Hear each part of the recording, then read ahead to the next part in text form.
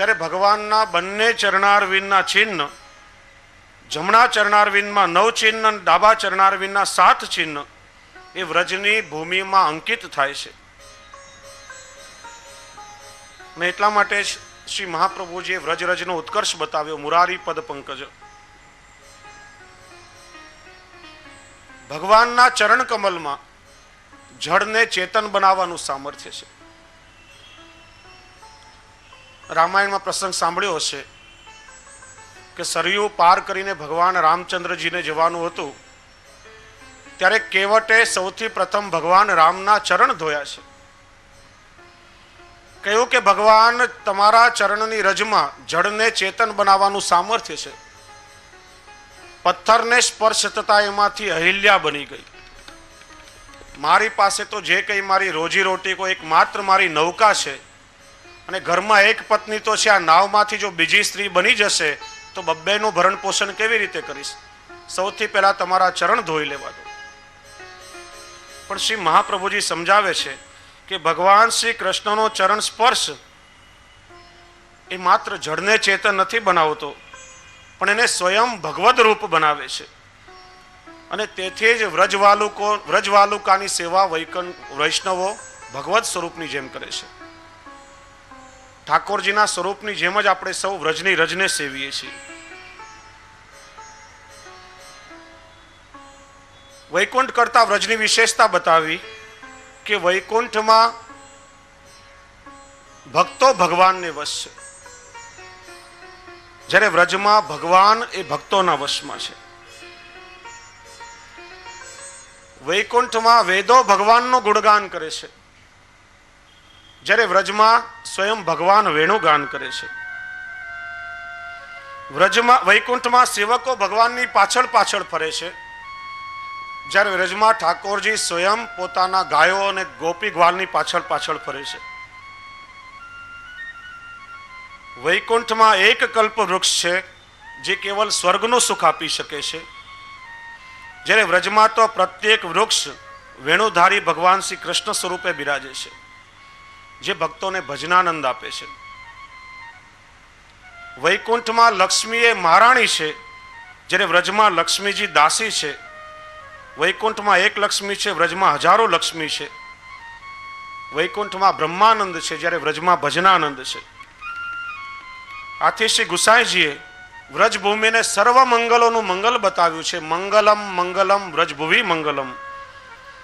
એટલા માટે નંદદાસજીના ભાઈ તુલસીદાસજી એ જ્યારે વ્રજમાં આવ્યા ત્યારે નંદદાસજી એમને સમજાવે છે કે ગામ રૂચે તો બસો નંદગામ, નગર રૂચે તો બસો મધુપુરી, શોભા સાગર અતિ અભિરામ, સરિતા રૂચે તો બસો યમુના તટ, સકલ મનોરથ પૂરન કામ, નંદદાસ કાનન રૂચે તો બસો ભૂમિ વૃંદાવન ધામ.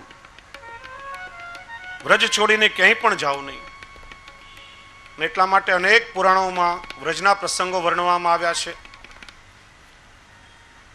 વૈષ્ણવો ખાલી વ્રજ ઉપર જ જો આપણે ચર્ચા કરીએ તો આ 7 દિવસ કેવલ વ્રજનું વર્ણન કરવામાં જ વ્યતીત થઈ જાય, કારણ કે પ્રભુનું લીલાધામ છે, ભગવાનની લીલા અનિવર્ચનીય છે. પણ એક પ્રસંગનું સ્મરણ કરીએ. પુરાણાંતરની એક કથા છે. કલ્પને અંતે નૈમિતિક પ્રલય થયો, બ્રહ્માજી નિદ્રાધીન થયા. શંખાસુર નામનો રાક્ષસ બ્રહ્માજી પાસેથી વેદોને ચોરીને લઈ ગયો. વેદ અસુરોના હાથમાં હોય તો અનર્થ સર્જે. દેવતાઓએ ભગવાનની સ્તુતિ કરી, ભગવાને મત્સ્ય અવતાર ધારણ કરી શંખાસુરનો વધ કર્યો. પછી હત્યાના નિવારણ માટે ભગવાને પ્રયાગમાં ત્રિવેણીમાં સ્નાન કર્યું. સમગ્ર દેવતાઓનું આવાહન કરી અને પ્રયાગને તીર્થરાજ બનાવી અને પ્રયાગને રાજ તિલક કર્યું. તીર્થરાજ પ્રયાગને સમગ્ર તીર્થોનું રાજ તિલક થયું. ત્યારે સમગ્ર તીર્થોએ આવી તીર્થરાજ પ્રયાગનું આધિપત્ય સ્વીકાર્યું, એમને ભેટ ધરી વંદન કર્યા. વ્રજનું એક પણ તીર્થ ત્યાં આવ્યું નહીં. ત્યારે નારદજી આવી અને થોડી ત્યાં લીલા કરી.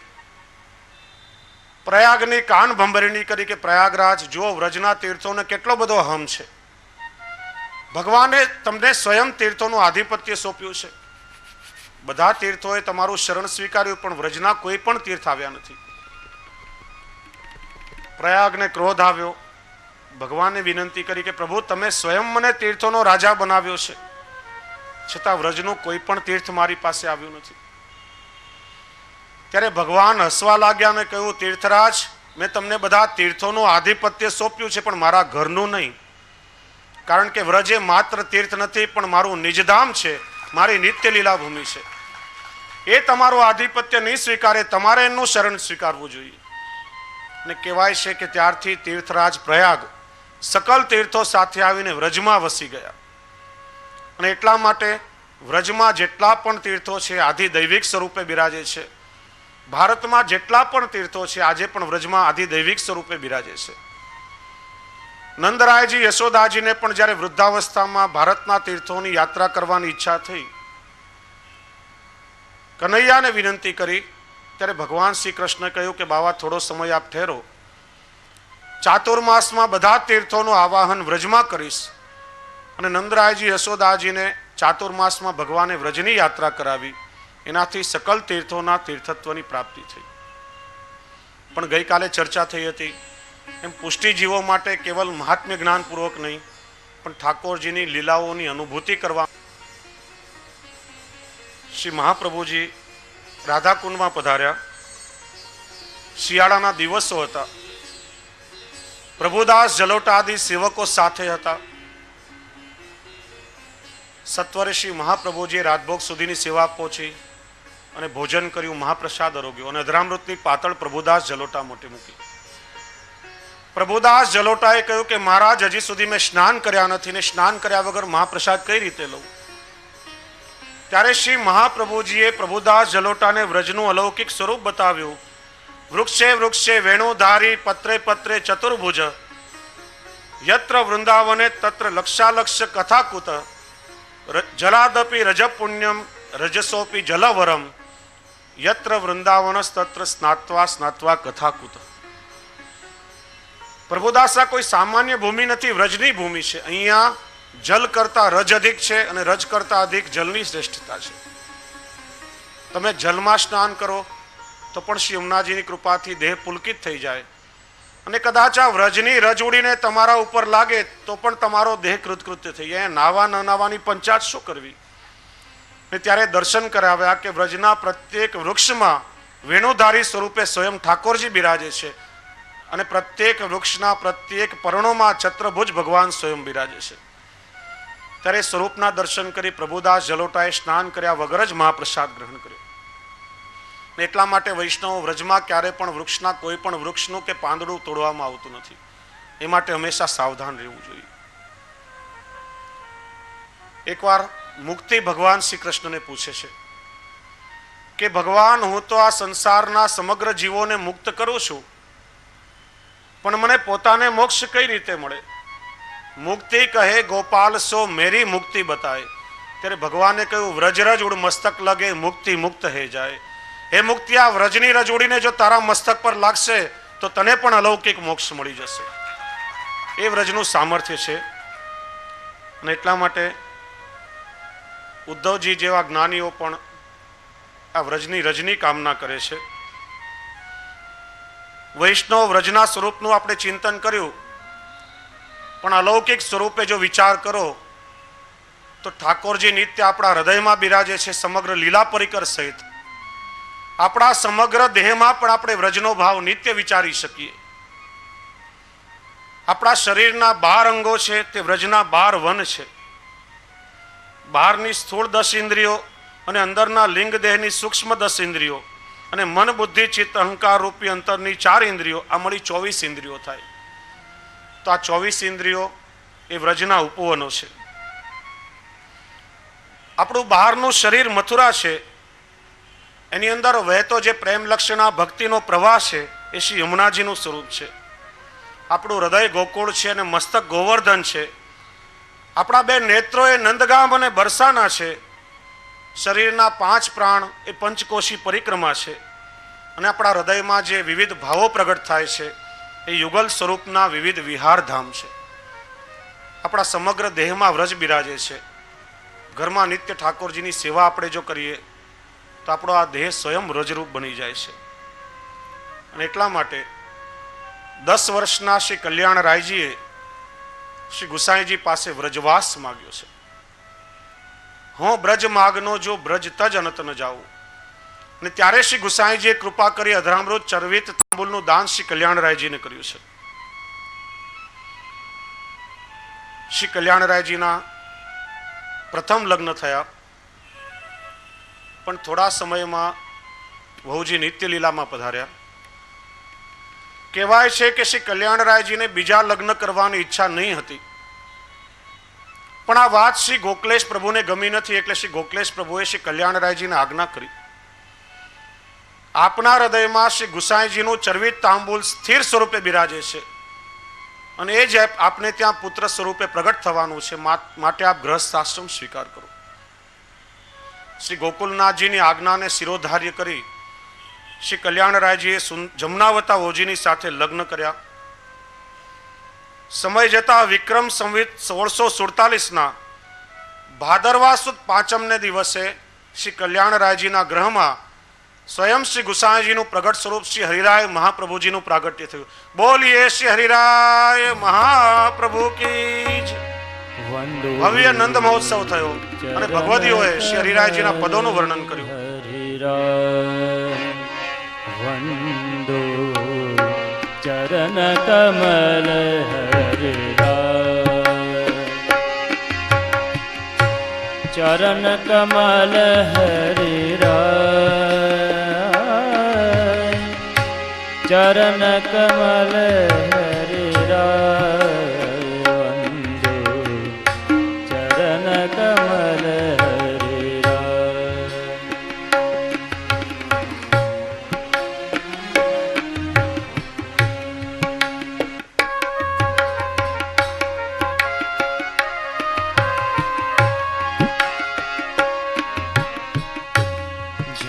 की कृपा ते पंगु गिर लंगे, जाकी कृपा ते, जाकी कृपा ते, जाकी कृपा ते पंगु गिर लंगे, अंधे को सब कछु दर्शाई, वंदो चरण कमल हरिराय, वंदो चरण कमल हरिराय.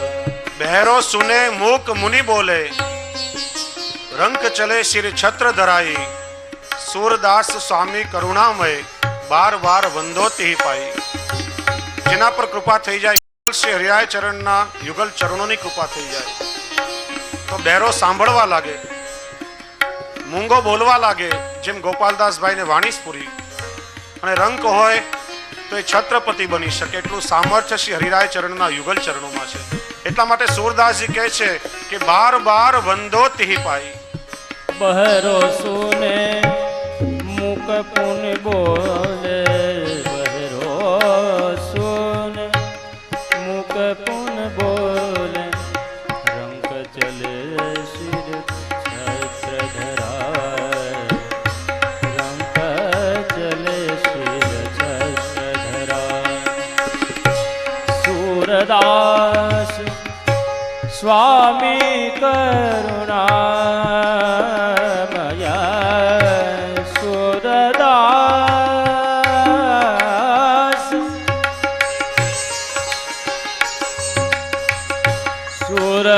सूरदास स्वामी करुणामय,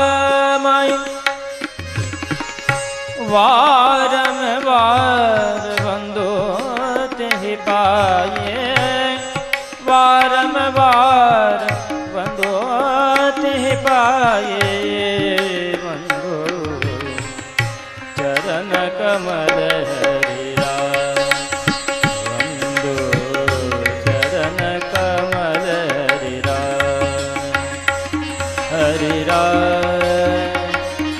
हरिराय.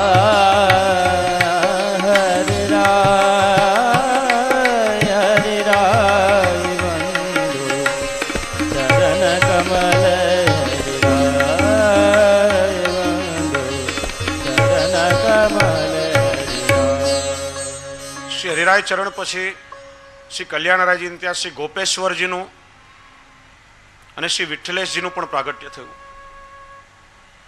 પણ બાલ્યકાલમાં જ શ્રી વિઠ્ઠલેશજીએ લીલા વિસ્તારી, એટલા માટે શ્રી હરિરાયજી અને શ્રી ગોપેશ્વરજી આ બંનેની વાર્તા પ્રસિદ્ધ છે. શ્રી હરિરાય ચરણ 8 વર્ષના થયા ત્યારે આપને યજ્ઞોપવિત અને બ્રહ્મ સંબંધનું દાન શ્રી ગોકલેશ પ્રભુ દ્વારા થયું. શ્રી વલ્લભકુલ આચાર્ય બાળકોમાં એવી પરંપરા છે કે પોતાના કુટુંબમાં જે સૌથી વયોવૃદ્ધ હોય એમના દ્વારા યજ્ઞોપવિત ગાયત્રી દીક્ષા અને બ્રહ્મ સંબંધનું દાન થાય. એ વખતે વંશમાં શ્રી ગિરધરજી સૌથી વયોવૃદ્ધ હતા. આપના દ્વારા જ શ્રી હરિરાયજીને બ્રહ્મ સંબંધ થવાનું હતું. પણ શ્રી ગિરધરજીએ સ્વયં શ્રી ગોકુલનાથજીને આજ્ઞા કરી અને શ્રી ગોકલેશજી દ્વારા શ્રી હરિરાયજીને યજ્ઞોપવિત અને બ્રહ્મ સંબંધ પ્રાપ્ત થયા. બાલ્યકાલથી જ શ્રી હરિરાયજી અદ્ભુત તેજસ્વી હતા. વિશેષ રૂપે ભગવદીય વૈષ્ણવો સાથે બેસી અને ભગવદ વાર્તા કરવામાં આપશ્રીને ખૂબ જ આસક્તિ હતી. જ્યારે કોઈ ભગવદીય વૈષ્ણવ આવે ત્યારે એમની સાથે આપશ્રી ભગવદ વાર્તા કરવા બેસી જાય અને એ ભગવદ વાર્તામાં એવો અલૌકિક રસ પ્રગટ થાય કે આપશ્રીને પોતાના સ્વરૂપનું પણ અનુસંધાન છૂટી જાય. ભાવ પ્રકાશમાં વર્ણન આવે છે કે ક્યારેક એ ભગવદીઓમાં ભગવત સ્વરૂપના દર્શન કરી ને શ્રી હરિરાયજી એમને ભેટી પણ લેતા હતા અને ક્યારેક પોતાનું સિંહાસન છોડીને ભગવદીય વૈષ્ણવની મધ્યમાં પણ આપસી બિરાજતા હતા. પોતાની બધી મર્યાદાઓ ભૂલી જતા હતા. એક સમયે શ્રી કલ્યાણરાયજીએ જ્યારે આ જોયું ત્યારે કહેવાય છે કે શ્રી હરિરાયજીને ભગવદીય વૈષ્ણવ સાથે સત્સંગ કરવા ઉપર પ્રતિબંધ મૂક્યો. 3 દિવસ એમને એકાંત ખંડમાં રાખવામાં આવ્યા, એકાંતવાસ આપ્યો. ત્યારે ભગવદીય વૈષ્ણવો સાથે ભગવદ વાર્તાના અલૌકિક વિપ્રયોગમાં 3 દિવસ સુધી શ્રી હરિરાયજીએ સતત શ્રી સર્વોત્તમજીનો પાઠ કર્યો.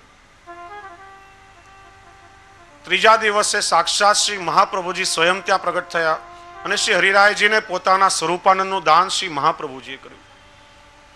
એ વખતે એ ખંડમાં એટલો દિવ્ય તેજ પ્રકાશ પથરાયો. શ્રી કલ્યાણરાયજીનું દર્શન કર્યું અને આ પ્રસંગ જાણ્યો. ત્યારથી શ્રી કલ્યાણરાયજી આજ્ઞા કરી કે બાવા, આપનો બધો જ પ્રતિબંધ ઉઠાવી લઉં છું. હવે આપને જે રીતે પસંદ હોય એ રીતે વૈષ્ણવ સાથે આપ ભગવદ વાર્તા કરજો. સમય જતા કહેવાય છે કે શ્રી મહાપ્રભુજીના લગ્ન પણ 24મા વર્ષે થયા હતા. એમ શ્રી હરિરાયજીના લગ્ન પણ 24મા વર્ષે સુંદરવતા વહુજીની સાથે થયા. આપશ્રીને 4 પુત્ર રત્નો પ્રગટ થયા અને શ્રી હરિરાયજી પોતાના પરિવાર અને લઘુ ભ્રાતાની સાથે ગોપેશ્વરજીની સાથે નિત્ય ગોકુલમાં બિરાજે છે. એકવાર જન્માષ્ટમી અને નંદ મહોત્સવનો પ્રસંગ. શ્રી વિઠ્ઠલનાથજી પલના ઝૂલી રહ્યા હતા, શ્રી હરિરાયજી પલના ઝુલાવી રહ્યા હતા. કીર્તનકાર વૃંદ બધા કીર્તનો ગાઈ રહ્યા હતા. એનો ભાવ એવો હતો કે ઠાકોરજી રત્નજડિત મણિમય પલનામાં ઝૂલી રહ્યા છે. પણ અહીંયા શ્રી ગોપેશ્વરજી જોયું તો શ્રી વિઠ્ઠલનાથજી કાષ્ટના લાકડાના પલનામાં ઝૂલી રહ્યા છે. શ્રીરાયજીને વિનંતી કરી કે દાદાભાઈ, કીર્તનમાં તો વર્ણન આવે છે કે ઠાકોરજી રત્નજડિત પલનામાં ઝૂલે છે અને આપણા ઠાકોરજી તો કાષ્ટના પલનામાં ઝૂલી રહ્યા છે. મારો મનોરથ છે કે આપણા ઠાકોરજી પણ સુવર્ણના રત્નજડિત પલનામાં ઝૂલે. ત્યારે શ્રી હરિરાયજી આજ્ઞા કરી કે બાવા, ચોક્કસ ઠાકોરજી આપનો મનોરથ પૂર્ણ કરશે. સમય જતા વાર લાગતી નથી. વર્ષ વ્યતીત થયું. પુનઃ જન્માષ્ટમીનો પ્રસંગ. નંદ મહોત્સવમાં ઠાકોરજી પલનામાં ઝૂલી રહ્યા છે. કીર્તનકારો એ જ કીર્તન ગાઈ રહ્યા છે. નહીં, શ્રી વિઠ્ઠલનાથજી આજે પણ કાષ્ટના પલનામાં ઝૂલી રહ્યા છે. વર્ષ થયું પણ પોતાનો મનોરથ પૂર્ણ થયો નથી.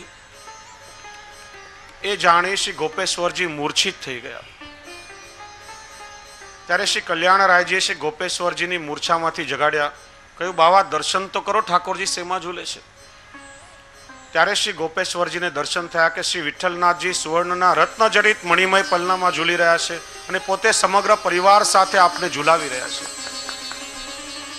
શ્રી હરિરાયજી આજ્ઞા કરી કે આપનો મનોરથ પૂર્ણ થયો હોત તો અલૌકિક આનંદ આજે આવત ખરા. આપણી શક્તિ પ્રમાણે ઠાકોરજીને લાડ લડાવીએ, પણ ઠાકોરજીની સેવામાં જે પણ સામગ્રી વિનિયોગ થાય છે એમાં ક્યારેય પણ લૌકિક ભાવ નહીં રાખવો, અલૌકિક ભાવથી હંમેશા એનું દર્શન કરવું. એ ચરિત્ર શ્રી હરિરાયજીએ પ્રગટ કર્યું. વિક્રમ સંવત 1725 શ્રી હરિરાયજી પરિવાર છોડી અને ખિમનોર પધાર્યા છે. ઉદયપુરના મહારાણા પરિવાર સહિત શ્રી હરિરાયજીના શરણમાં આવ્યા અને સિંહાડ અને ખેડા ગામ શ્રી હરિરાયજીને ભેટમાં આપ્યું. વૈષ્ણવ ખિમનોરથી શ્રી હરિરાયજી ગુજરાતના પ્રવાસે પધારે છે. આ ગુજરાતની એ જ બળભાગી ભૂમિ છે કે જેને શ્રી મહાપ્રભુજીએ 3 વખત પોતાના ચરણથી સનાત કરી છે. શ્રી ગુસાઈજી 6 વખત ગુજરાતમાં પધાર્યા છે અને શ્રી હરિરાયજી પણ 1 વખત ગુજરાતમાં પધાર્યા છે. વડોદરા જિલ્લાના સાવલી ગામમાં રમણીય તળાવના કિનારે સેવાની સહસ્ત્ર ભાવના વાળો ગ્રંથ સહસ્ત્રી ભાવના શ્રી હરિરાયજીએ પ્રગટ કર્યો, જેમાં નિત્યનો સેવાનો ક્રમ અને વર્ષોત્સવનો સેવાનો ક્રમની સંપૂર્ણ ભાવના શ્રી હરિરાયજીએ પ્રગટ કરી. જો ઠાકોરજીની સેવામાં લીલા ભાવના, સ્વરૂપ ભાવના અને ભાવનાનું ચરવણ કરવું હોય તો આ ગ્રંથ વૈષ્ણવોએ એકવાર અવશ્ય વાંચવો જોઈએ. શિક્ષાપત્રમાં જેનું વર્ણન આવે છે એ પ્રેમજીભાઈની વિનંતીથી જંબુસરમાં શ્રી હરિરાયજીએ યુગલ ગીતની રસ વર્ષા કરી. ત્યાંથી શ્રી હરિરાયજી ડાકોર પધાર્યા છે. રણછોડરાયજીએ સ્વયં શ્રી હરિરાયજીને આજ્ઞા કરી કે આપ અમને પાઠ પધરાવીને સેવાનો ક્રમ પ્રગટ કરો. શ્રી હરિરાયજીએ રણછોડરાયજીને પાઠ પધરાવી અને સેવાનો સંપૂર્ણ ક્રમ પ્રગટ કર્યો. ત્યારથી ત્યાં પુષ્ટિ પદ્ધતિ પ્રમાણે સેવાનો પ્રારંભ થયો. શ્રી હરિરાયજીએ ડાકોરમાં ગોમતી તળાવના કિનારે 7 દિવસ શ્રીમદ ભાગવતજીનું પારાયણ કર્યું છે. એ રીતે સમગ્ર ભારતમાં શ્રી હરિરાયજીના 7 બેઠકજી વિદ્યમાન છે. સાવલી, જંબુસર અને ડાકોર, આ 3 બેઠક શ્રી હરિરાયજીના ગુજરાતમાં બિરાજે છે. ચોથા બેઠકજી શ્રી હરિરાયજીના ગોકુલમાં છે અને ખિમનોર, નાથદ્વારા અને જેસલમેર, આ 3 બેઠકજી શ્રી હરિરાયજીના રાજસ્થાનમાં બિરાજે છે. કુલ શ્રી હરિરાયજીના 7 બેઠકજી વિદ્યમાન છે. ખિમનોરથી શ્રી હરિરાયજી પહેલવેલા જેસલમેર પધાર્યા છે. એ વખતે ત્યાંના મહારાણાના દ્વારપાલે શ્રી હરિરાયજીને ગઢની બહાર રોક્યા ને કહેવાય છે કે એ સમયમાં 32 રૂપિયાનો કર આપની પાસે ઉઘરાવ્યો છે. શ્રી હરિરાયજી આજ્ઞા કરી કે જ્યાંના શાસક આપણું માન સન્માન સાચવે નહીં ત્યાંનું જલ પણ આપણે ગ્રહણ કરવું નથી. કિલ્લાની બહાર શ્રી હરિરાયજીએ પડાવ નાખવાની આજ્ઞા કરી. રણ પ્રદેશ છે, જલનું એક ટીપું પણ દેખાતું નથી. સેવકોને આજ્ઞા કરી કે જળ શોધી આવો. બહુ તપાસ કરી કે જળ પ્રાપ્ત થયું નહીં, પણ ઘણા વૃદ્ધ લોકોએ કહ્યું કે આ ગામમાં જલનું એક ટીપો તો નથી, પણ વર્ષોથી સુકાયેલો કહેવાતો એક કૂવો એમને પડ્યો છે. સેવકોએ આવી શ્રી હરિરાયજીની વિનંતી કરી. આપે આજ્ઞા કરી કે કોઈ કહીએ આપણે એમને માની લેવું નહીં જોઈએ, તમે જાતે જઈને ત્યાં જોઈ આવો. સેવકોએ આવીને ત્યાં દ્રષ્ટિ કરી તો સુકાતો એવો કહેવાતો કૂવો છલોછલ મીઠા શીતલ જલથી ભરેલો છે. અને આ ચમત્કારના સમાચાર જેસલમેરના રાણા પાસે પહોંચ્યા. રાણા પોતાના પરિવાર સાથે દોડતો આવ્યો, શ્રી હરિરાયજીને દંડવત કર્યા. કહ્યું, મહારાજ, સેવકની ભૂલ તો થઈ છે, પણ સેવકની ભૂલ એ સ્વામીની ભૂલ જ ગણવામાં આવે છે. મારા સેવકે આપની પાસે 32 રૂપિયાનો કર ઉઘરાવ્યો, ત્યારે પોતાના બીજા 32 રૂપિયા એમાં ઉમેરીને 64 રૂપિયા શ્રી હરિરાયજીના ચરણમાં ભેટ ધરી અને વિનંતી કરી કે હવે આપ કૃપા કરીને મારા નગરમાં પધારો. શ્રી હરિરાયજી આજ્ઞા કરી કે રાણા, તમે સૂર્યવંશી છો, મોગલ બાદશાહોએ પણ અમારા હિન્દુ આચાર્યોનું સન્માન કર્યું છે, તમારે આચાર્યોની ગરિમા જાળવવી જોઈએ. રાણા પરિવાર સાથે શ્રી હરિરાયજીના શરણમાં આવ્યા. રાણાની વિનંતી સ્વીકારી શ્રી હરિરાયજી 6 મહિના સુધી જેસલમેર બિરાજ્યા છે અને 7 વખત આપે ત્યાં શ્રીમદ ભાગવતનું પારાયણ કર્યું છે. શ્રી હરિરાયજીને અહીંયા ભવિષ્યનું દર્શન થાય છે કે થોડા સમયમાં આપના લઘુ ભ્રાતા ગોપેશ્વરજીના વહુજીનો નિત્ય લીલામાં પ્રવેશ થશે. ગોપેશ્વરજીના વહુજી સેવામાં અત્યંત પ્રવીણ, ચતુર અને સહાયક હતા. ઠાકોરજીની સેવામાંથી પોતાનો સહાયક ઓછો થયો એનો આપને અલૌકિક વિપ્રયોગ પ્રગટ થશે. એ ભવિષ્યનું દર્શન થતા શ્રી હરિરાયજીએ જેસલમેરથી પત્રો લખવાના પ્રારંભ કર્યા. એ વખતમાં આજની જેમ આધુનિક પેલી પોસ્ટલ સર્વિસ કે આંગડિયાની જેમ કોઈ સેવાઓ ઉપલબ્ધ નહીં હતી, એટલે રાણાએ વ્યવસ્થા કરી આપી. શ્રી હરિરાયજી સવારે જેસલમેરમાં પત્ર લખે છે. રણ પ્રદેશ હતો એટલે સાંઢણી સવાર કાસદ દ્વારા રાણાએ પત્ર મોકલવાની વ્યવસ્થા કરી. ઊંટ પર બેસીને સાંઢણી સવાર 8 ગાઉ જાય, ત્યાં બીજો એક સાંઢણી સવાર ઊભો હોય, એ પત્ર લઈને 8 ગાઉ પહોંચાડે. સવારે પત્ર લખાય છે જેસલમેરમાં અને સાંજે પહોંચે છે ખિમનોરમાં શ્રી ગોપેશ્વરજીની પાસે. શ્રી ગોપેશ્વરજી વિચારે છે કે દાદાભાઈના કૃપાપત્ર આવ્યા હશે, એમાં આશીર્વાદ પાઠવ્યા હશે, બીજું શું, સમય આવે ત્યારે વાંચીશ. એમ વિચારી શ્રી ગોપેશ્વરજી બધા પત્રોને ગોખમાં પધરાવે છે. એ રીતે પુષ્ટિ માર્ગમાં શિક્ષાપત્રનું પ્રાગટ્ય થયું. વૈષ્ણવો, શ્રી હરિરાયજીએ લગભગ 300 ગ્રંથોની રચના કરી છે અને 5 ભાષાઓમાં શ્રી હરિરાયજીનું સાહિત્ય બિરાજે છે. સંસ્કૃત, વ્રજભાષા, મારવાડી, પંજાબી અને ગુજરાતી, આ 5 ભાષાઓમાં શ્રી હરિરાયજીનું ગદ્ય અને પદ્ય સાહિત્ય બિરાજે છે. પુષ્ટિ માર્ગનો કોઈ સિદ્ધાંત એવો નહીં હોય કે જેને શ્રી હરિરાયજીએ પોતાના ગ્રંથમાં વણી નહીં લીધો હોય. લગભગ 125 વર્ષ સુધી શ્રી હરિરાયજી ભૂતલ ઉપર બિરાજ્યા છે. આપના સ્વરૂપનું જરા દર્શન કરીએ તો અદ્ભુત લાવણ્ય યુક્ત ગૌરવર્ણ અને સુંદર ઊંચાઈ છે. નેત્રોની તેજસ્વીતા છે, લલાટની વિશાળતા છે અને નાસિકાની અગ્રતા છે. આપશ્રીના મુખારવિંદ ઉપર અલૌકિક તેજ ઝળહળે છે. આપશ્રી નિત્ય રાજસ્થાની પાગ અને જામાનો શિંગાર ધારણ કરતા. કહેવાય છે કે શ્રી હરિરાયજી વયોવૃદ્ધ અવસ્થાને પ્રાપ્ત થયા છતાં આપશ્રીનું વચનામૃત અને આપશ્રીના સુંદર દર્શન કરી રાજસ્થાનની એક રાજકુંવરીને આપના સ્વરૂપમાં કામ જાગૃત થયું. ત્યારે શ્રી હરિરાયજીએ શ્રી યશોદાજીના સ્વરૂપે એને દર્શન આપી એનો કામ વિકાર ઓગાળી નાખ્યો અને કામાખ્ય દોષ વિવરણમ નામનો ગ્રંથ એ રાજકુંવરીને શ્રી હરિરાયજી આપ્યો. અને શ્રી હરિરાયજીના એવા અલૌકિક સ્વરૂપનું દર્શન કરી અને નિત્ય એની અનુભૂતિ કરી અને રાજકુંવરીએ થોડા સમયમાં પોતાનો દેહ છોડી દીધો. શ્રી હરિરાયજીએ એમની અપાર ગુરુ ભક્તિ ને કહેવાય છે કે શ્રી હરિરાયજી પોતાના ગુરુદેવ શ્રી ગોકુલનાથજીના નિત્ય દર્શન અને ચરણ સ્પર્શ કર્યા પછી જ ભોજન ગ્રહણ કરતા.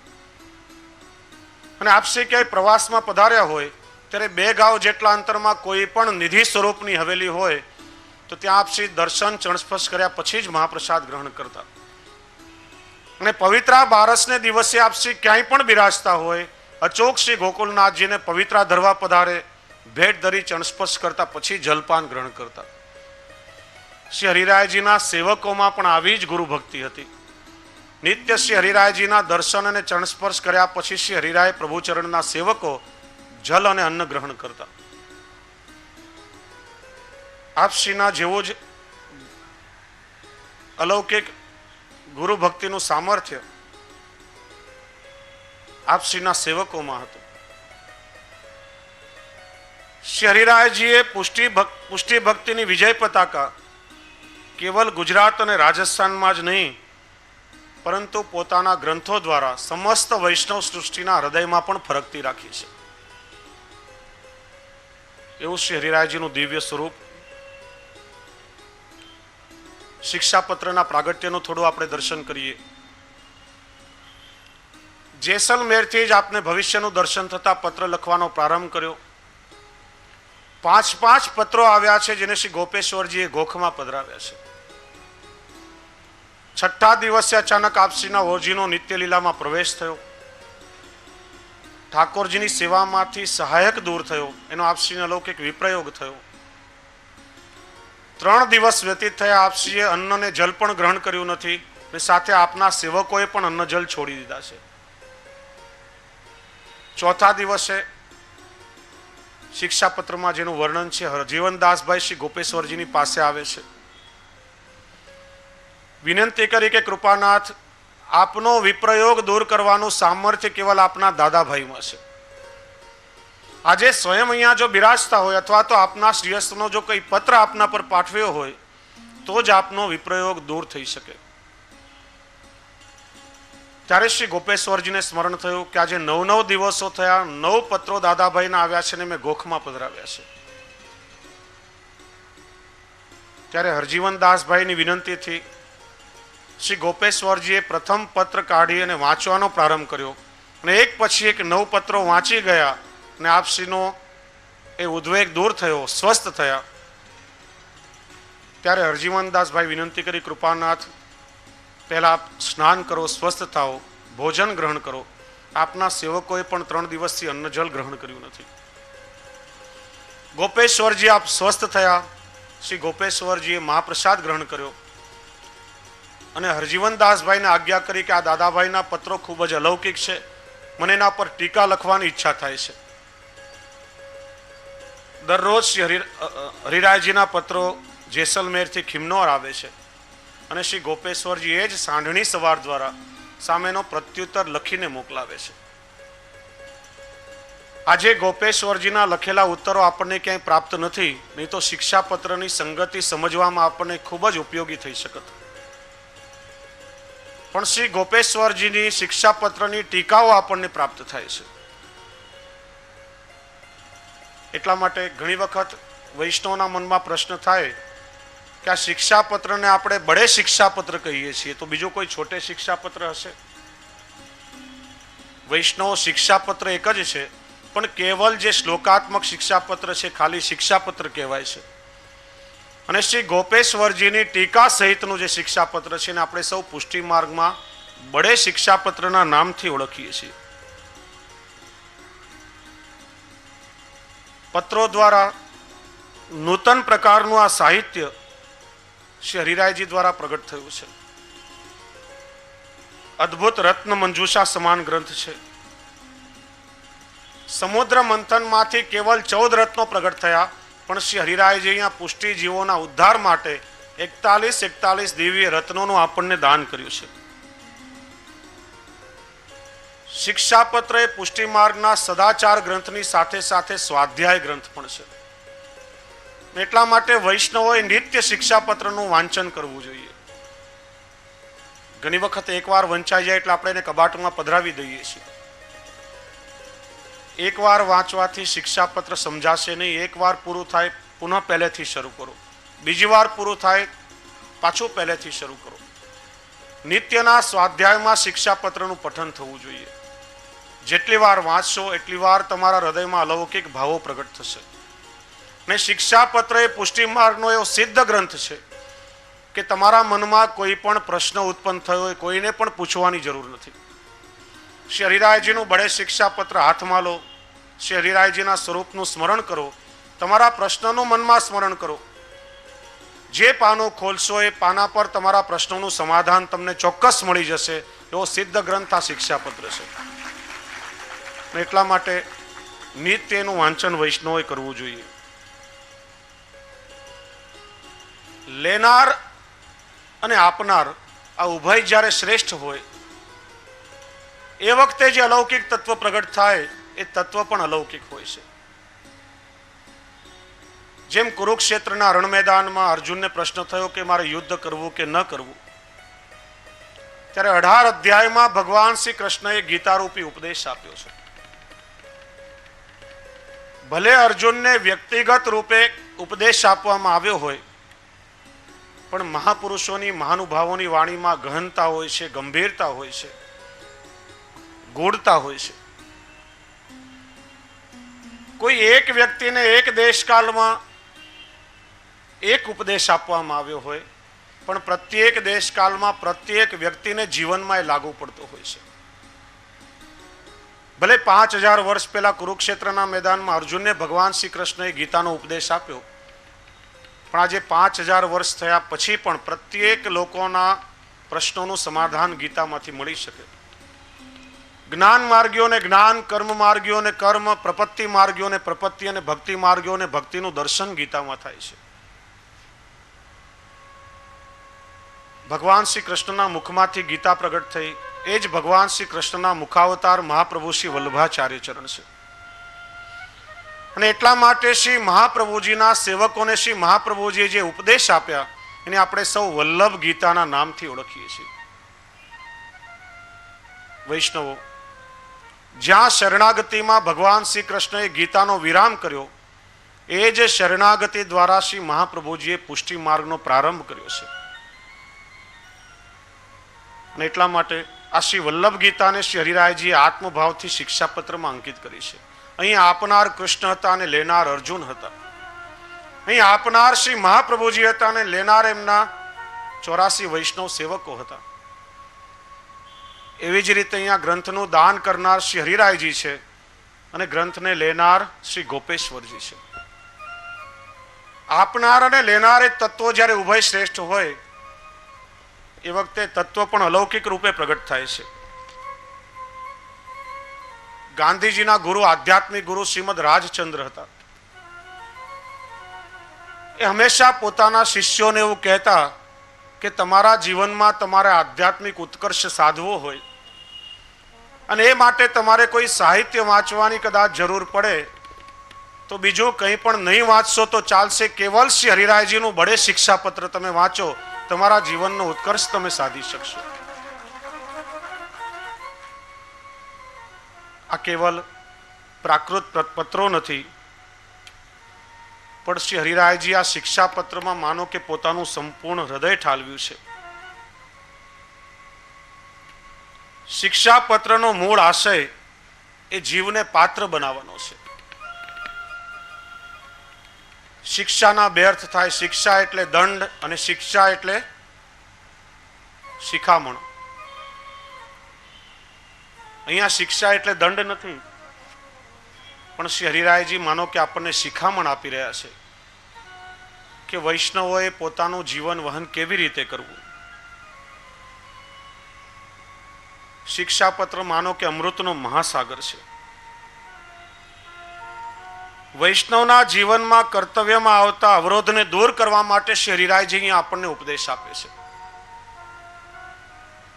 અર્જુનને કર્તવ્યના નિરાધારનો પ્રશ્ન હતો કે મારે યુદ્ધ કરવું કે ન કરવું. એટલા માટે ભગવાને ગીતાનો ઉપદેશ આપ્યો. અહીંયા બ્રહ્મ સંબંધ થતા પુષ્ટિજીવનું કર્તવ્ય તો પહેલાથી જ નિશ્ચિત છે. કૃષ્ણ સેવા સદા કાર્ય. પણ એ આપણા કર્તવ્યમાં કોઈ અંતરાય ના આવે, બાધક ના આવે. અને એ બાધક જો આવે તો એ અંતરાયને દૂર કેવી રીતે કરવું એનો ઉપદેશ શ્રી હરિરાયજી આપણને આપે છે. જેમ અર્જુનના વિષાદની નિવૃત્તિ કરી કર્તવ્યનો બોધ આપ્યો છે, એમ અહીંયા શ્રી ગોપેશ્વરજીના વિષાદની નિવૃત્તિ કરી શ્રી ગોપેશ્વરજીને કર્તવ્ય પરાયણ બનાવ્યા છે. સ્વામિનારાયણ સંપ્રદાયમાં પણ એક શિક્ષાપત્રી છે. એમાં સહજાનંદ સ્વામીએ પોતાના શિષ્યોને જે ઉપદેશો આપ્યા છે એનું બળે શિક્ષાપત્ર સાથે આપણે જો સમન્વય કરીએ તો સહજાનંદ સ્વામીના આદેશો એ માનવીના ભૌતિક જીવનના ઉત્થાન માટે દેહને અનુલક્ષીને આપવામાં આવ્યા છે. અને શ્રી હરિરાયજીનું શિક્ષાપત્ર એ આધિદૈવિક જીવનની પ્રાપ્તિ માટે અને ભગવત પ્રાપ્તિ માટેના ઉપદેશો શ્રી હરિરાયજી આપણને અહીં આપ્યા છે. એટલા માટે શિક્ષાપત્રને પુષ્ટિ માર્ગની પ્રવેશિકા કહેવામાં આવે છે. 41 શિક્ષાપત્રોમાં કુલ શ્લોકોની સંખ્યા 633 થાય છે. 41 પત્રોમાં ઓછામાં ઓછી 5 અને વધુમાં વધુ 35 શ્લોકોની સંખ્યામાં પત્રો લખાયેલા છે. આપણને ઘણીવાર એમ થાય કે એમાં સંખ્યા 41ની જ શા માટે હશે? તેનું ક્યાંય પ્રમાણ મળતું નથી, પણ આપણે ભાવથી એનો વિચાર કરી શકીએ કે પુષ્ટિ માર્ગમાં 4 બાધકો છે: અન્યાશ્રય, અસમર્પિત, અસદાલાપ અને દુસ્સંગ. આ 4 છૂટે તો એક ઠાકોરજીની આપણને પ્રાપ્તિ થાય. 4 અને 1 એટલે 41. બીજો ભાવ એવો પણ વિચારી શકાય કે આ શિક્ષાપત્રના અવગાહનથી 4 સ્વામીની સહિત એક લીલાનાયક પ્રભુ આપણા હૃદયમાં નિત્ય સ્થિર બિરાજે, એવું વિશુદ્ધ હૃદય આપણું બને. ભગવત પ્રાપ્તિના 4 પગથિયા છે: પ્રેમ, આસક્તિ, વ્યસન અને તન્મયતા. આ 4 પગથિયા જ્યારે આપણે ચડીએ ત્યારે પૂર્ણ પુરુષોત્તમ ઠાકોરજીની આપણને પ્રાપ્તિ થાય. અને પુષ્ટિ માર્ગના 5 તત્વો છે. 4 + 1 એટલે 5. શ્રીનાથજી, શ્રી યમુનાજી, શ્રી મહાપ્રભુજી અને વલ્લભકોળ. ચોથો શ્રી ગિરિરાજજી અને 5મું તત્વ છે વૈષ્ણવજનો. તો આ શિક્ષાપત્રના વાંચનથી આ 5 તત્વોની આપણને પ્રાપ્તિ થાય. વૈષ્ણવો, આ અમૃતના મહાસાગરમાં ડૂબકી મારવાનું આપણું સામર્થ્ય નથી, પણ હવેના 5 દિવસો કિનારા પર બેસીને આપણે માત્ર છબછબિયા કરવાના છે. જ્ઞાન માર્ગના સિદ્ધાંતો વાંચવા સમજવાથી કદાચ સમજી શકાય ખરા, પણ પુષ્ટિ માર્ગના સિદ્ધાંતો વિશે જો આપણે માની લઈએ કે ઘરે વાંચી લઈશું, કોઈની પાસે સાંભળી લઈશું, તો એ રીતે ક્યારે પણ સમજી શકાતા નથી. કેવલ ગુરુ કૃપા અને ભગવદીઓની કૃપા જ્યારે થાય ત્યારે જ પુષ્ટિ માર્ગના સિદ્ધાંતો આપણને હૃદયારૂઢ થાય છે. કૃષ્ણદાસ મેઘને પણ શ્રી મહાપ્રભુજી પાસે 3 વખત માગવું પડ્યું છે કે આપ કૃપા કરો ત્યારે પુષ્ટિ માર્ગ હૃદયારૂઢ થાય. શ્રી ગોકલેશ પ્રભુએ પણ શ્રી ગુસાઈજીને 3 વખત વિનંતી કરી છે કે આપ કૃપા કરો ત્યારે પુષ્ટિ સિદ્ધાંત હૃદયારૂઢ થાય. એ રીતે આપણે પણ સૌ સાથે મળી શ્રી હરિરાય મહાપ્રભુ ચરણને વિનંતી કરીએ કે કૃપાનાથ, આપ જ અમારા હૃદયમાં બિરાજો. આપની કૃપાથી જ સ્વમાર્ગીય સિદ્ધાંતો અમને હૃદયારૂઢ થાય અને આપની કૃપાથી જ અમે સૌ વૈષ્ણવતાના પાત્ર બનીએ. વૈષ્ણવો, શિક્ષાપત્ર ગ્રંથનો પ્રારંભ શ્રી હરિરાયજી સદા શબ્દથી કરે છે: સદોદ્વિગ્ન મના કૃષ્ણ દર્શને ક્લિષ્ટ માનસ. અને 41માં શિક્ષાપત્રનો વિરામ સર્વથા શબ્દથી થાય છે: સેવ્ય પ્રભુસ્તત્વ ભદ્રમ અખિલમ ભાવિ સર્વથા. આ સદા અને સર્વથાની વચ્ચે આખું શિક્ષાપત્ર છે. એનો આપણે વિચાર કરીએ તો શ્રી હરિરાય પ્રભુચરણ આપણને આજ્ઞા કરે છે કે મારી આજ્ઞાનું તમે સદા પાલન કરજો. અને કેટલા પ્રમાણમાં? તો કહે છે કે સર્વથા અક્ષરશ મારી આજ્ઞાનું તમે પાલન કરશો તો આધિ દૈવિકતાની પ્રાપ્તિ થશે, પુષ્ટિ માર્ગ હૃદયારૂઢ થશે અને ઠાકોરજીની કૃપાનો અનુભવ તમારામાં થશે. એટલા માટે સદા ને સર્વથાની વચ્ચે આખું શિક્ષાપત્ર છે. પ્રથમ શિક્ષાપત્રનો વિષય છે પુષ્ટિ જીવનું કર્તવ્ય. આપણે સૌ શ્રી વલ્લભના સેવક છીએ. યથાશક્તિ ઠાકોરજીના સેવા અને સત્સંગ કરતા કરતા આપણું જીવન યાપન કરીએ છીએ. પ્રશ્ન થાય કે મનુષ્યમાં અને વૈષ્ણવમાં ફરક શું? મનુષ્ય ધર્મ આપણા દેહનો ધર્મ છે ને વૈષ્ણવ ધર્મ આપણો આત્મધર્મ છે. જીવ જ્યારે મનુષ્યમાંથી વૈષ્ણવ બને છે ત્યારે એની જવાબદારી, કર્તવ્ય, ફરજ આ બધું જ બદલાય છે. બ્રહ્મ સંબંધ થવાથી નવો દેહ પ્રાપ્ત થાય છે, નવો જન્મ પ્રાપ્ત થાય છે. લૌકિકમાં જેમ કન્યાનું લગ્ન થાય, વિદાયનો પ્રસંગ આવે ત્યારે ધબકતા હૃદય અને રડતી આંખે માં પોતાના દીકરીના સાસરવાસને ઉજાડવા માટે થોડી સોનેરી શિખામણો કાનમાં આપે છે. કન્યા જ્યારે સાસરામાં પગ મૂકે ત્યારે પોતાના સાસરાની બધી પરંપરાઓ શીખડાવવા માટે સાસુ પણ 2-4 સોનેરી શિખામણો વહુના કાનમાં આપે છે અને વહુને ગૃહસ્થ આશ્રમનો પ્રારંભ કરાવે છે. એ રીતે જીવ જ્યારે બ્રહ્મ સંબંધ લે છે ત્યારે પ્રભુની સાથે અલૌકિક લગ્ન ગ્રંથિથી જોડાય છે. અગ્નિ તરીકે વૈશ્વાનર અગ્નિ સ્વરૂપે શ્રી વલ્લભ સ્વયં બિરાજે છે, એમની મધ્યસ્થી છે. તુલસી પત્રે બ્રાહ્મણ છે, બ્રાહ્મણ તરીકે સાક્ષી રૂપ છે. સપ્તપદીની પ્રતિજ્ઞા એ બ્રહ્મ સંબંધનો ગદ્ય મંત્ર છે અને બ્રહ્મ સંબંધ લઈને પ્રભુનું દાસત્વ સ્વીકારનાર જીવને અહીં પ્રથમથી જ મા અને સાસુ આ બંનેની બેવડી જવાબદારી અદા કરતા હોય એ રીતે શ્રી હરિરાયજી પુષ્ટિના પથને પ્રાપ્ત કરનાર વૈષ્ણવને કર્તવ્યની શિખામણ આપે છે. માટે પ્રથમ શિક્ષાપત્રનો વિષય છે પુષ્ટિ જીવનું કર્તવ્ય. પ્રભુ પોતાના ભક્તોનું શુદ્ધિકરણ કરી અને પછી ભાવાત્મક સ્વરૂપે તેમાં પ્રવેશ કરે છે. માટે આ પ્રથમ શિક્ષાપત્ર એ આપણા સૌના હૃદયના શુદ્ધિકરણ માટે છે. અને આવનાર દિવસોમાં 41 શિક્ષાપત્રનો આધાર લઈ અને પ્રથમ શિક્ષાપત્રમાં જે વૈષ્ણવોના 13 કર્તવ્યનું શ્રી હરિરાય પ્રભુચરણ નિરૂપણ કરે છે એનું આપણે સૌએ દર્શન કરવાનું છે.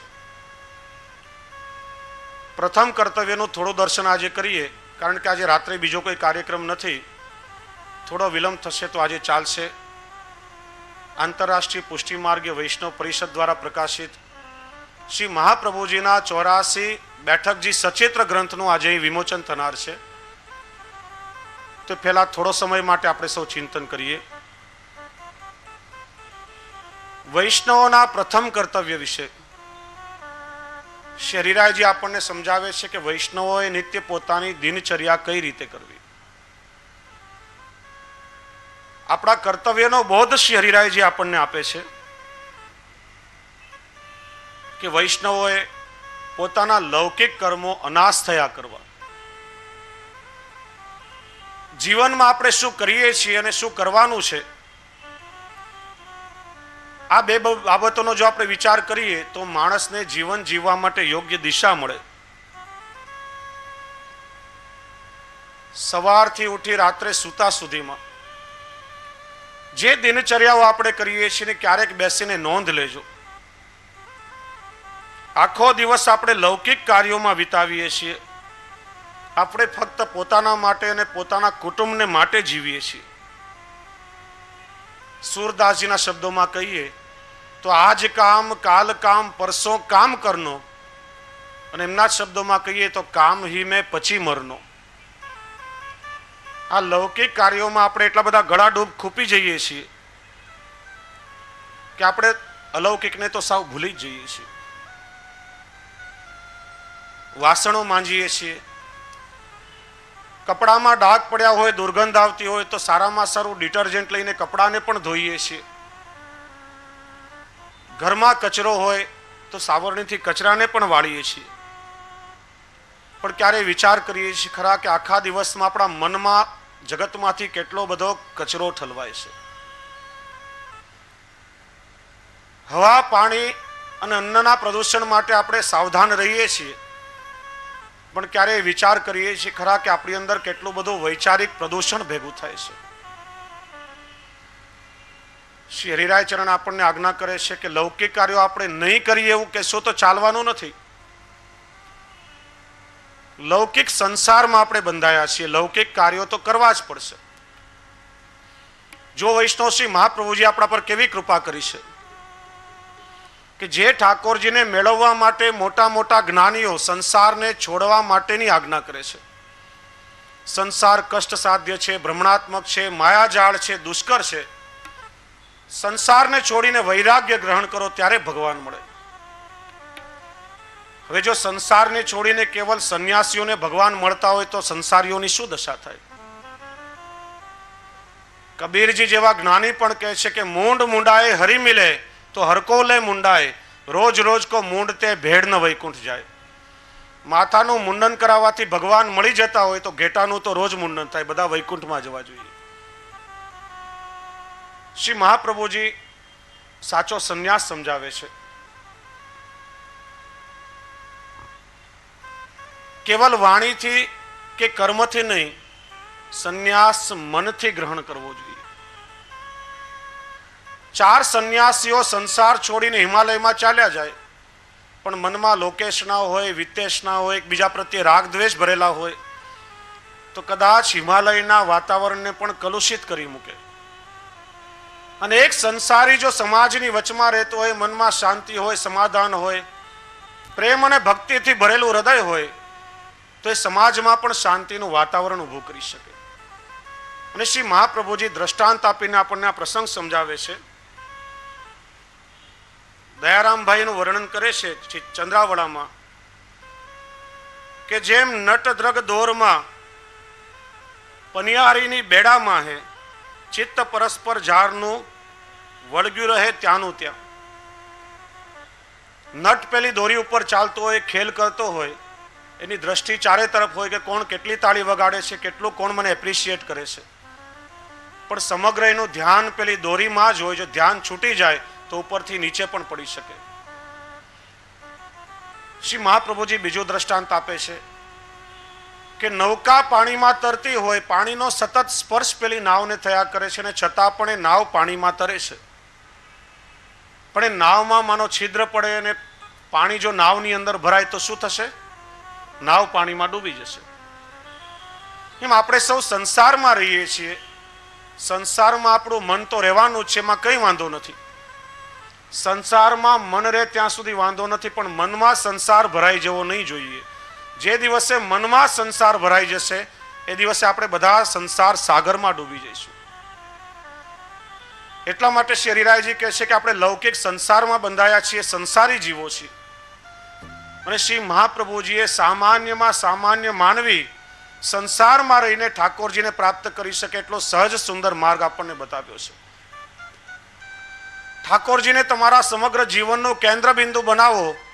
આ સંસાર તમને બાધક નહીં બને, સંસાર જ તમને પ્રભુની પ્રાપ્તિમાં સાધક બની જશે. કર્તવ્ય તો આપણે કરવા પડશે, પણ કેવી રીતે? જે કામ આપણે બધા કરીએ છીએ આજ આપણું સર્વસ્વ છે એવું માનીને નહીં, એમાં રચ્યા પચ્યા રહીને નહીં, એમાં આસ્થા રાખીને નહીં, પણ ગ્રહસ્થ ધર્મનું પાલન કરવાનું છે. માટે આવશ્યક કાર્યો તો આપણે કરવા જ પડશે. હવે આપણે વિચારીએ કે મન રાખીને જો કામ નહીં કરીએ તો કામ કેવી રીતે થાય? કારણ કે મન, વાણી અને વર્તન આ ત્રણે મળીને આપણે બિહેવિયર કહીએ છીએ, ત્યારે ક્રિયા સંપન્ન થાય છે. માનો કે આપણે ઘઉં વીણવા માટે બેઠા, મન એમાં લાગતું નથી, તો એવું પણ થાય કે કાંકરા એમાં રહી જાય ને ઘઉં એમાંથી બહાર પણ નીકળી જાય. મન વગર ક્રિયા કેવી રીતે થાય? તો શ્રી હરિરાયજી આપણને સમજાવે છે કે અલૌકિકમાં પ્રભુમાં ચિત્ત પરોવીને જે રીતે વ્રજ ભક્તો પોતાના સંસારને જીવ્યા હતા એ આપણને સમજાવી શકે. વહેલી સવારે વ્રજના પ્રત્યેક પ્રભાતના મંગળ ઘોષમાં વ્રજ ભક્તો જાગે છે. પોતે ગ્રહસ્થ છે એટલે ગ્રહ કાર્ય તો કરવાનું છે. ઉઠતા વેત ગ્રહ કાર્યમાં જોડાય છે. પ્રાત સમય ઉઠી બ્રજબાલા, ગાવત મંગલ ગીત રસાલા, કર સિંગાર મથનિયા ધોવે, અપનો અપનો દહી બલોવે, મથન કરે મોહન જશ ગાવે, સુમિર સુમિર હરિ ગુણ સચુપાવે. प्रात समय उठ के ब्रज बाला गावत मंगल गीत रसाला। प्रात समय उठ के ब्रज बाला गावत मंगल गीत रसाला। कर श्रृंगार मथनिया धोए, कर श्रृंगार मथनिया धोए। अपनो अपनो दयो बिलोवे, प्रात समय उठ के ब्रज बाला गावत मंगल गीत रसाला। मथन कर मोहन जस गावे, सुमर सुमर हरि गुण सच पावे। मथन करे मोहन जस गावे, सुमर सुमर हरि गुण सच पावे। प्रात समय उठ के ब्रज बाला गावत मंगल गीत रसाला। गावत मंगल गीत रसाला। વ્રજભક્તો ઉઠતાની સાથે જ પ્રભુના ગુણગાનથી પોતાના મંગલ પ્રભાતનો પ્રારંભ કરે છે. જ્યારે આપણી સવાર પડતી હોય સિનેમાના ગીતો ગણગણવાથી, ક્યારેક ઉઠવામાં બહુ મોડું થઈ ગયું છે એનો બળાપો આપણે કાઢીએ, તો ક્યારે આજે ચા બગડી ગઈ છે એના કંટાળાથી આપણી સવારનો પ્રારંભ થાય છે. અનાજ થયા એટલે ક્રિયા એની એ હોય, પણ એ ક્રિયા કરવા પાછળનો ભાવ જ્યારે આપણે બદલી નાખીએ, એ ભાવમાં જ્યારે અલૌકિકતા આવે ત્યારે ક્રિયાનું પણ ઉર્ધ્વીકરણ થાય છે. વ્રજ ભક્તોનું કાર્ય સવારે દધી મંથન કરવાનું છે. હાથ તો દધી મંથન કરી રહ્યા છે, પણ હૈયાનો હોઠ શું કરે છે? મથન કરે મોહન જસ ગાવે, સુમીર સુમીર હરિગુણ સચુપ આવે. કાર્ય એનું એ કરવાનું હોય, પણ એ ક્રિયા કરવા પાછળ જ્યારે આપણો ભાવ અલૌકિક બની જાય ત્યારે શ્રી હરિરાયજી સમજાવે છે તમારી ક્રિયા પણ અલૌકિક બની જાય છે. ભગવદીઓ પાસે શ્રવણ કર્યું છે, દરરોજ સવારે આપણે ઘરમાંથી બુહારી કાઢીએ છીએ. શા માટે? આ ઘર મારું છે, મહેમાનો આવશે, ઘરમાં કચરો પડ્યો છે, એમને ગમશે નહીં, ઘર ચોખ્ખું રહેવું જોઈએ. ગ્રહસ્થી છીએ, ઘરમાંથી કચરો તો કાઢવો જ પડશે. પણ ભાવ થોડો આપણે બદલી નાખીએ તો ક્રિયા કેટલી અલૌકિક બની જાય. આ ઘર મારું નથી, શ્રી મહાપ્રભુજીએ કૃપા કરી યશોદોત્સંગ લાલિત સ્વરૂપે ઠાકોરજીને મારા ઘરમાં પધરાવી આપ્યા છે. બ્રહ્મ સંબંધ લીધો ત્યારે મેં સર્વસ્વ સમર્પણ કર્યું છે. આ મારું ઘર એ ઠાકોરજીનું ઘર છે. અહીં આવનાર એ કેવલ મારા લૌકિક સગાઓ નથી, અહીં આવનાર પ્રત્યેક મારા અલૌકિક સંબંધીઓ છે, બધા વ્રજ ભક્તો છે. 6 માસનું યશોદોત્સંગ લાલિત એક કોમળ બાળક એ જ્યારે મારા ઘરમાં વિચરણ કરશે ત્યાં એમના અરુણ કોમલ કમલ એમને લેશ માત્ર પણ પરિશ્રમ ન પાડે, એટલા માટે હું અહીંથી બુહારી કરું છું, કચરો વાળું છું. અરે અહીં આવનાર મારા અલૌકિક સગા સંબંધીઓ જે વ્રજ ભક્તો છે એમને પરિશ્રમ ન થાય એટલા માટે હું કચરો વાળું છું. તો વિચારો કે ક્રિયા એની એ રહેશે, પણ એ ક્રિયામાં કેટલી અલૌકિકતા આવશે. અહીં આવનાર એ કેવલ મારા લૌકિક સગાઓ નથી, પણ બધા ભગવદીય વૈષ્ણવો છે, મારા આત્મધર્મીઓ છે. અને એ વૈષ્ણવોમાં ભગવત ભાવ રાખી અને એના માટે જો સંસારની ક્રિયાઓ આપણે કરશું, લૌકિકમાં પતિ પત્ની પુત્ર આપ્તજનો જે પણ આપણા સગાઓ છે આ બધા જ બ્રહ્મ સંબંધી વૈષ્ણવો છે. માટે એમાં લૌકિક ભાવ નહીં રાખી વ્રજ ભક્તોનો અલૌકિક ભાવ રાખીને એમને માટે જો ક્રિયા કરશું તો જીવનની પ્રત્યેક ક્રિયાઓ અલૌકિક બની જશે, એનું ઉર્ધ્વીકરણ થશે અને એ રીતે આપણું સમગ્ર જીવન ભક્તિ બની જશે. માટે શ્રી હરિરાયજી લૌકિક કાર્યો કરવા માટે 3 આજ્ઞાઓ કરે છે.